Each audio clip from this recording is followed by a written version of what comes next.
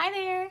Today, in our continuation of the Pre-Suasion conversation, we're going to talk about Tylenol, coffee shops, and extracted false confessions. First thing, a major premise of this book is that it is called the what's focal is presumed causal phenomenon. What we happen to be looking at, we start thinking that that's the cause of things that we're looking for explanations for. Here's an example.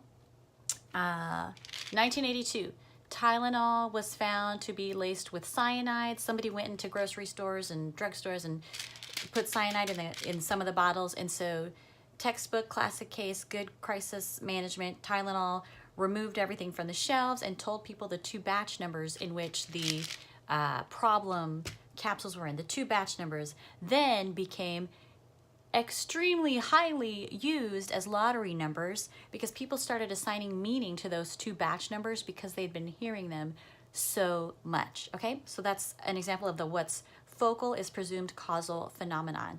Next thing is this study by a social psychologist, Dr. Shelley Taylor at UCLA.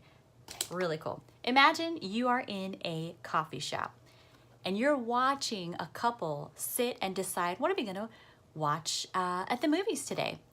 Let's say the blue pen is the woman and the black pen is the man. They're sitting at a coffee shop. You are sitting behind them and your friend is sitting over here, right? You're both kind of eavesdropping on the conversation. They decide what movie to watch. They walk away.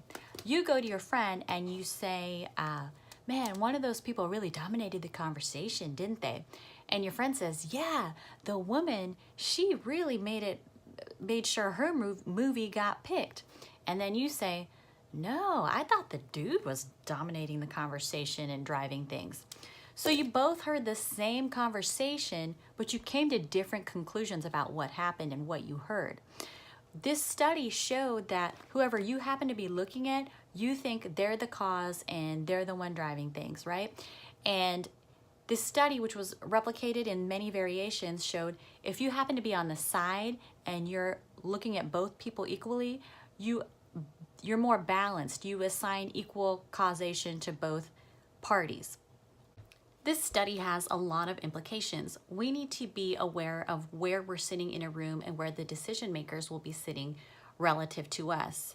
And the author gets into the problem of mass incarceration and mass extracted false confessions in the US justice system. And a really good side note, a really good book on this topic is the new Jim Crow.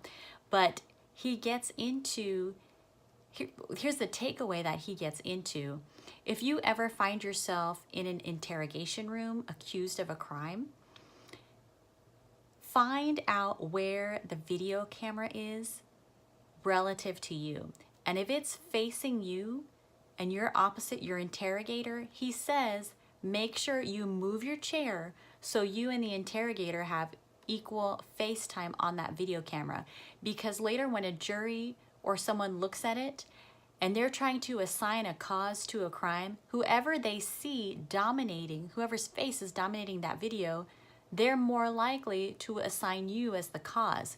But if they're able to see you and the interrogator's face equally, then their view will be a little bit more balanced and significantly change your chances of being convicted of a crime.